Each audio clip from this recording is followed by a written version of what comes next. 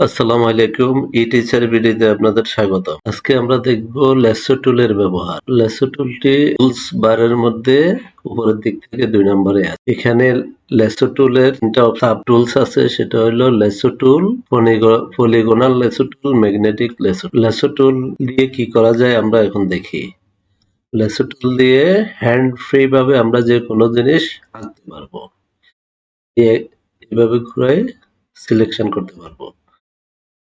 এভাবে এভাবে এভাবে এভাবে এভাবে সিলেকশন করতে পারবো। আমরা যেভাবে ইচ্ছে সেভাবে হাত ঘুরিয়ে সিলেকশন করতে পারবো ল্যাসো টুল দিয়ে। এখন আমরা ফিল কালার দিতে পারি। অল্টার ডিলিট দিলে এই যে ফিল হয়ে গেল।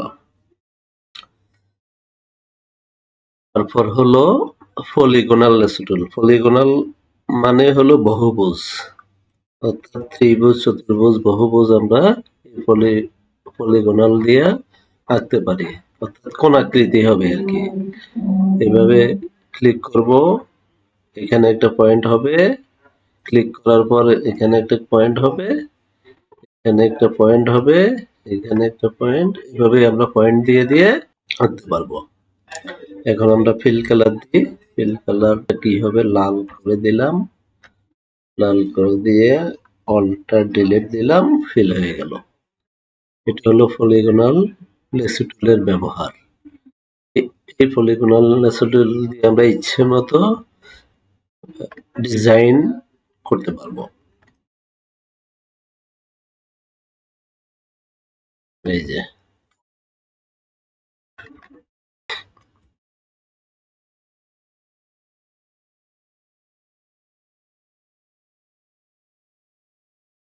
তারপরে এইভাবে এভাবে। এখন আমরা শিখবো, দেখবো ম্যাগনেটিক ল্যাসো টুল। ম্যাগনেটিক ল্যাসো টুল দেখার আগে আমরা আগে একটা এলিপস আঁকলাম। এটাকে ফিল করে অল্টার ডিলিট ডিসিলেক্ট করলাম। এখন আমরা সিলেক্ট করবো এটাকে। দেখেন ম্যাগনেটিক ল্যাসো টুলটা কিভাবে কাজ করে। আমরা এই যে এটার এজ অর্থাৎ ধারের উপর একটা ক্লিক করব, তারপর এভাবে ঘুরে আনবো। এটা ম্যাগনেটের মতো কাজ করে। এজটাকে পাত ধরে আগায়।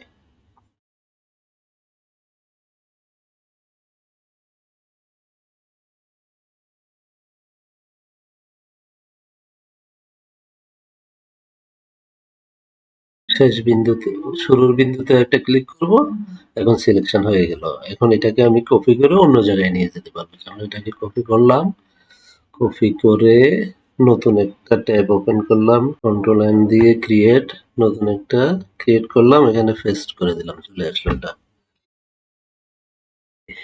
এভাবেই আমরা সিলেকশন করতে পারি ম্যাগনেটিক ল্যাসো টুল দিয়ে।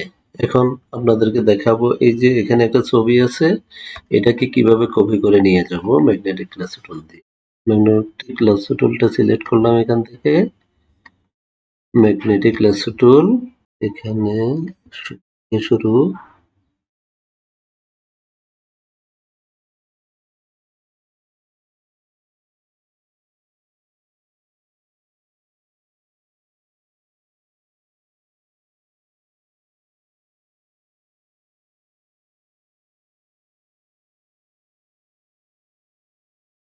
দেখেন আমি শুধু টেনে নিয়ে যাচ্ছি আর অটোমেটিক্যালি ওই ইসটাকে ধরে সিলেকশন করে ফেলতেছে।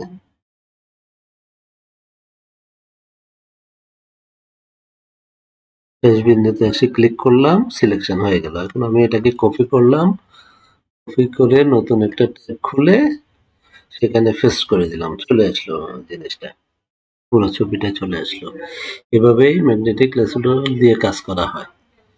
আজকের পর্ব এখানে শেষ। আমাদের পরবর্তী পর্ব দেখতে চাইলে আমাদের চ্যানেলে সাবস্ক্রাইব করে বেল বাটনটি অন করে রাখুন।